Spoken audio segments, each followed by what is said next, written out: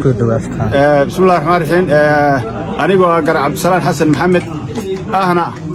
أفيانك اسمدا dhaqanka gobolada SSC waxaan halkan ku fadhinaa dhammaan isimadii SSC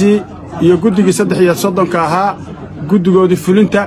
arintaan soo qaadnay waxa weeye inaan jawaab cad ka bixino arintii meediyada ku jirtay oo ka soo yeedhay shirgoboleedka IGAD arintaas oo ah in maaragtay la dhexdhexaadinayo goboladan dhibku ku dhacay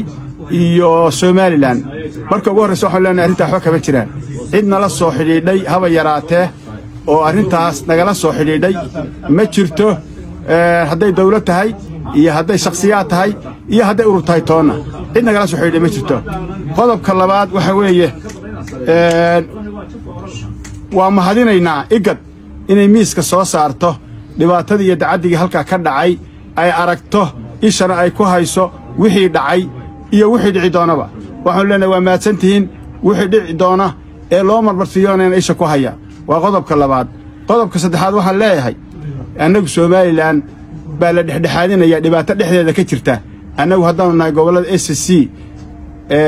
kama tirsan Somaliland horena waa u sheegnay hadeerna waan ku celinaynaa golahaas uu ka soo baxay warkaasina waxa weeye golihii dhaqanka iyo golihii 330 ahaa ee arrimaha la saacado fadhiyay salaamu calaykum wa rahmatullahi wa barakaatuh